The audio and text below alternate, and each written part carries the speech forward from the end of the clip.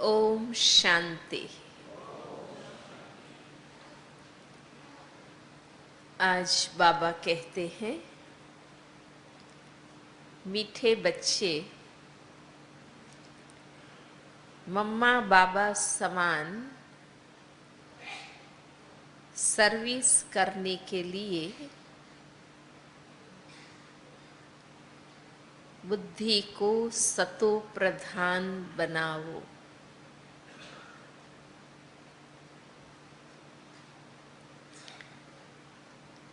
सतो प्रधान बुद्धि वाले ही धारणा कर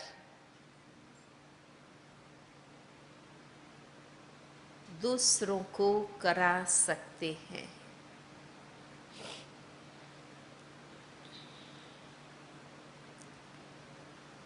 प्रश्न है, ऊंचे ते ऊंचा पुरुषार्थ कौन सा है?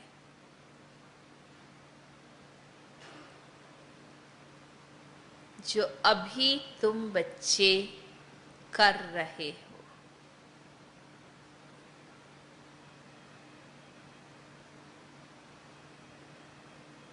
उत्तर है, माता पिता के तख्त को जीतना। ये है ऊंचे ते ऊंचा पुरुषार्थ।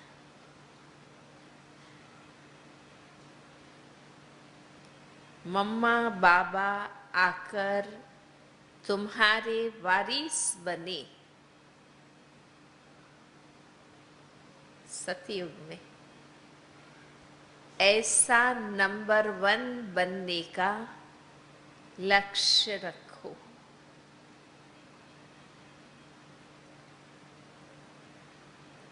इसके लिए ऊंचे से ऊंची सेवा करनी है।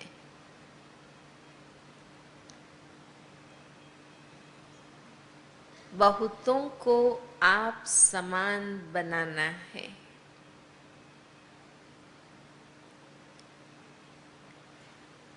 दुखी मनुष्यों को सुखी बनाना है।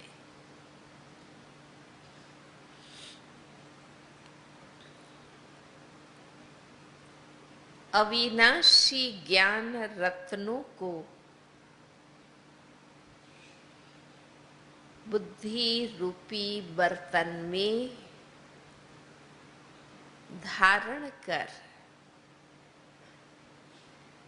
दूसरों को दान देना है।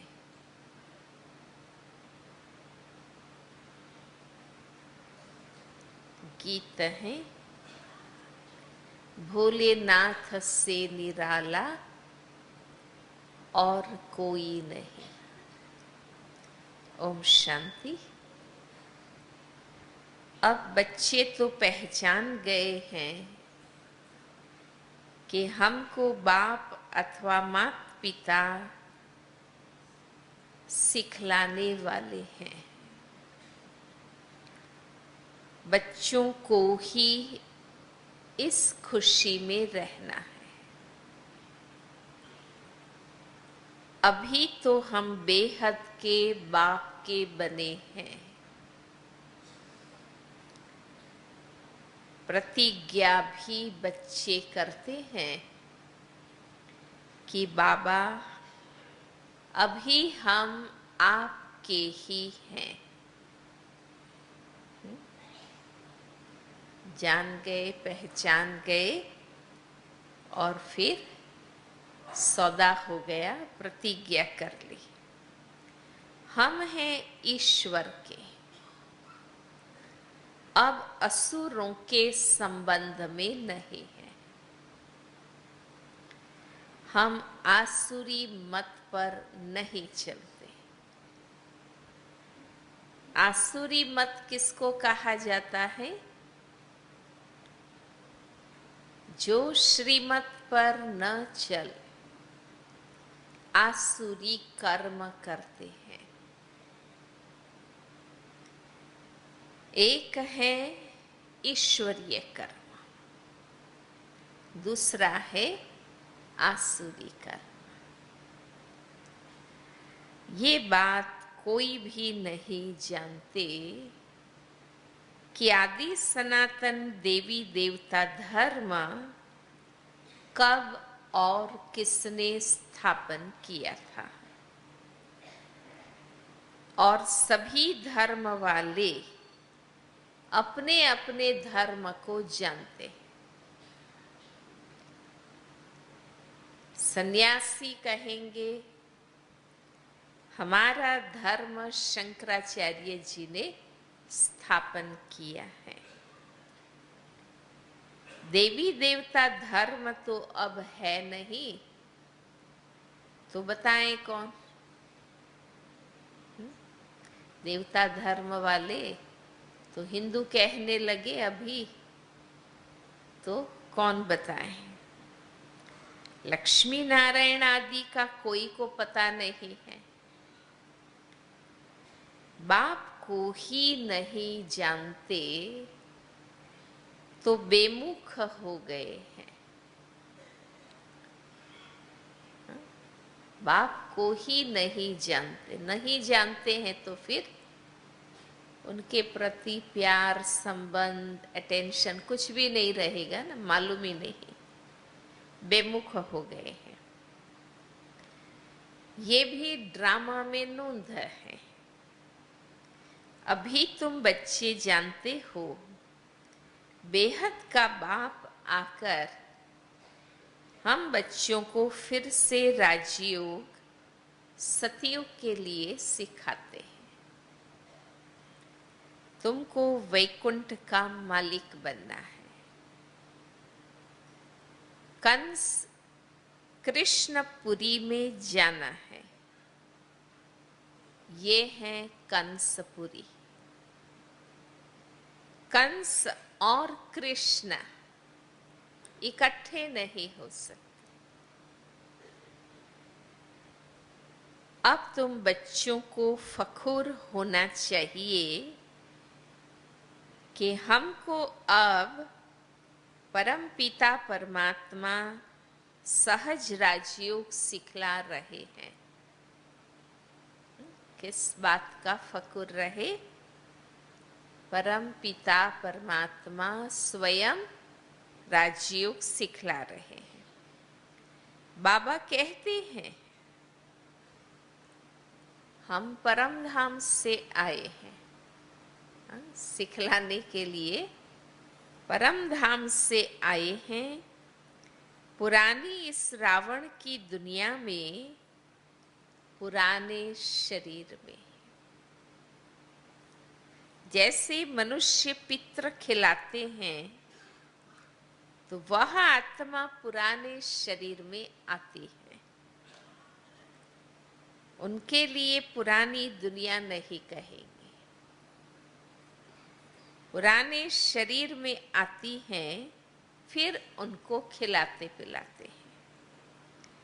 ये रस्म रिवाज भारत में चलती है। अब ये हुई भावना, ये हुई भावना। उसको भावना है कि उस आत्मा को खिलाना पिलाना है, तो आह्वान करते हैं। कहते हैं हमारे पति की आत्मा इस ब्राह्मण में आई है। वो भावना रखते हैं, पति के नाम रूप को याद करते हैं।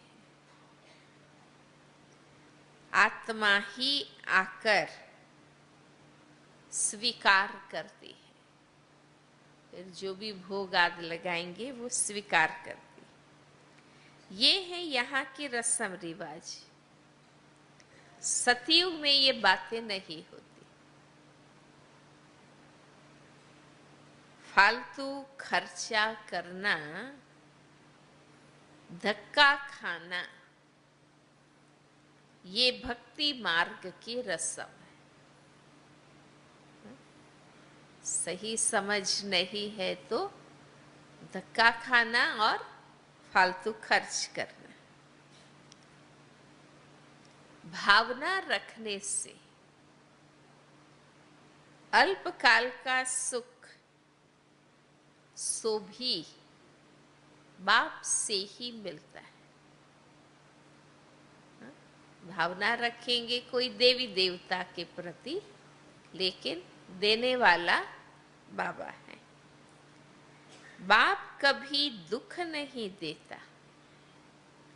मनुष्य न जानने के कारण कह देते सुख दुख परमात्मा ही देते हैं। ऐसा समझने से वो मानते हैं कि ये भगवान जो दे वो सहन करने की शक्ति आती है।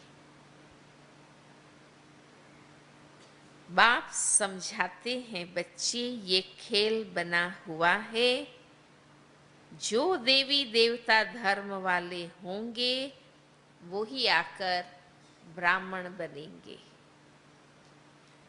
मालूम पड़ जाता है ये हमारे कुल का है, इसने बहुत भक्ति की है। जैसे कोई बहुत अच्छा पढ़ता है तो पद भी अच्छा मिलता है, वैसे जिन्होंने बहुत भक्ति की है बाबा आकर कहते हैं अब मैं उन्हों को भक्ति का फल देने आया हूं। भक्ति में तो दुख है ना, कितना भटकना पड़ता है। अब मैं तुमको सभी दुखों से दूर करता हूं। अगर श्रीमत पर चलते रहेंगे तो, एक ही शर्त है बाबा की, श्रीमत पर चलते रहेंगे तो सभी दुख दूर हो जाएंगे। बाप कभी उल्टी मत नहीं देंगे, सन्मुख आकर श्रीमत देते। ऐसे नहीं कहेंगे रावण कोई चीज है जो कोई की बुद्धि में बैठ मत देते हैं, है ना। शिव बाबा प्रवेश होके मत देते हैं, ऐसे रावण कोई व्यक्ति शक्ति चीज नहीं है जो किसी में प्रवेश कर मत देते हैं। ये सब ड्रामा में नूंद है। मनुष्य बिल्कुल ही पतित बन जाते हैं माया के कारण।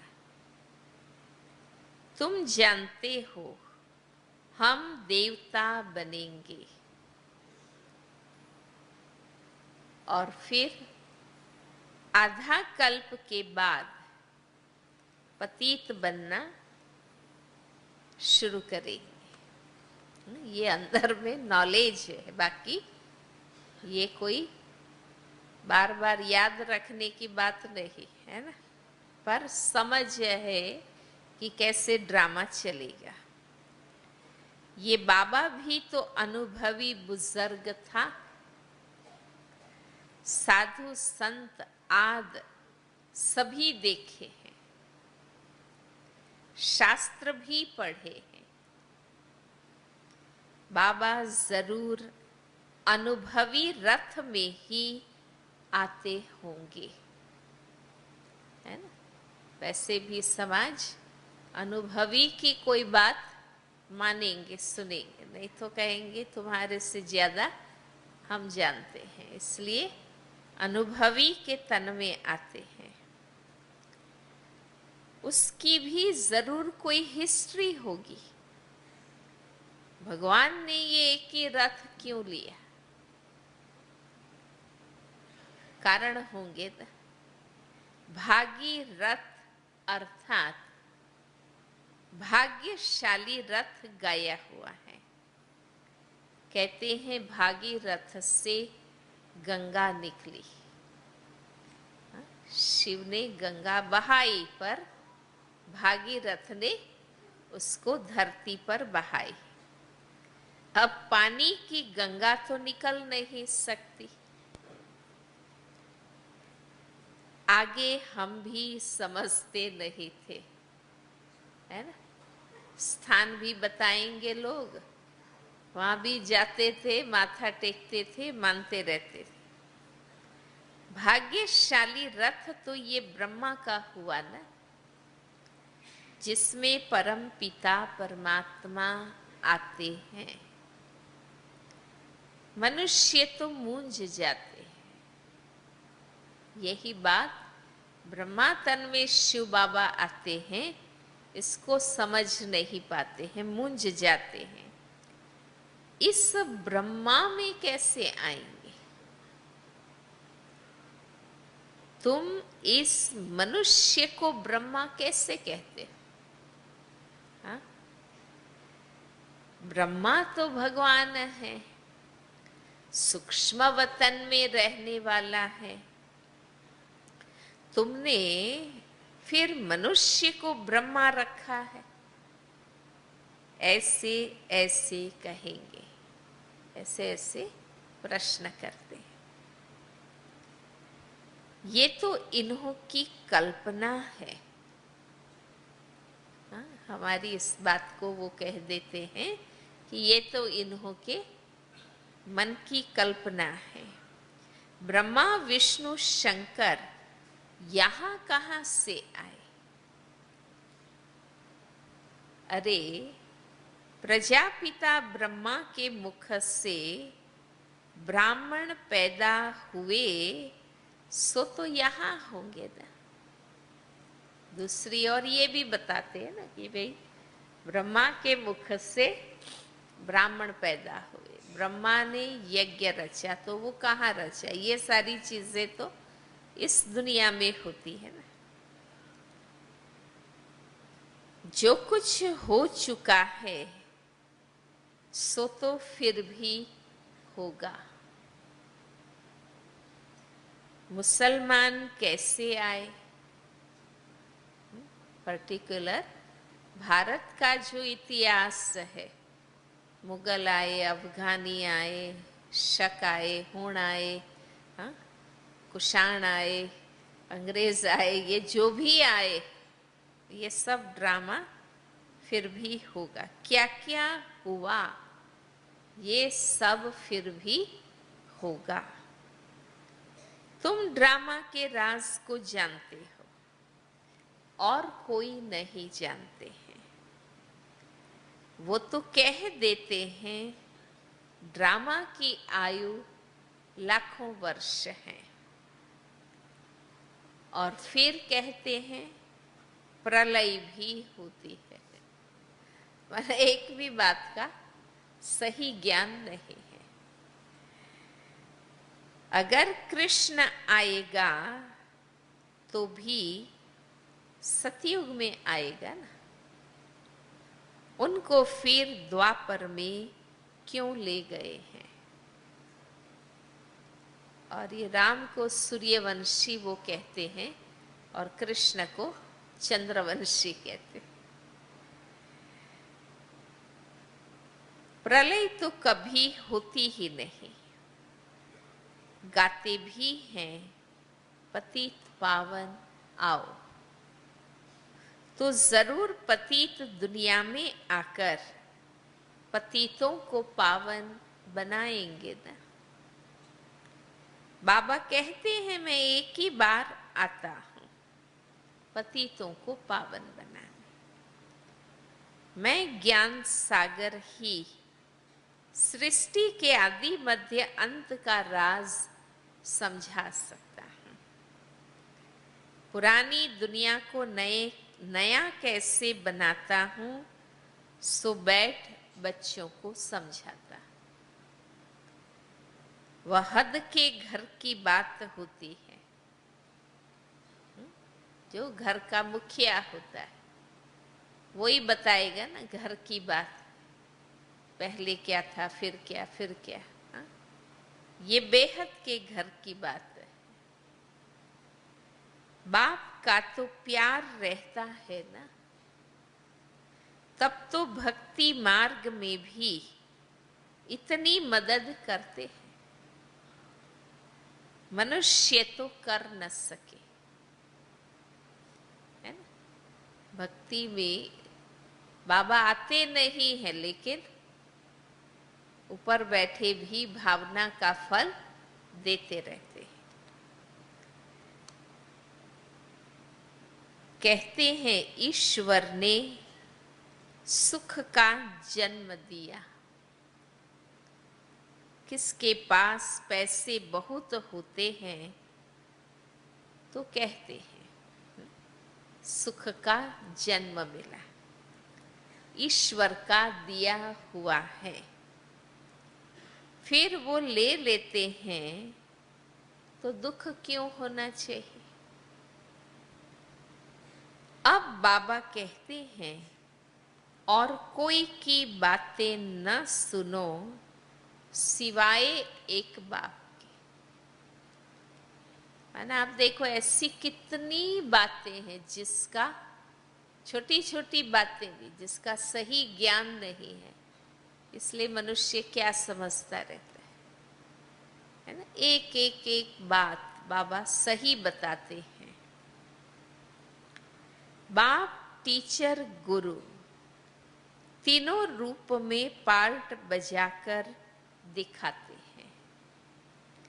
सदगति दाता है ही एक, अंधों की लाठी एक प्रभु, पतितों को पावन बनाने वाला एक प्रभु। बाबा कहते हैं मैं साधुओं का भी उद्धार करने आता हूं।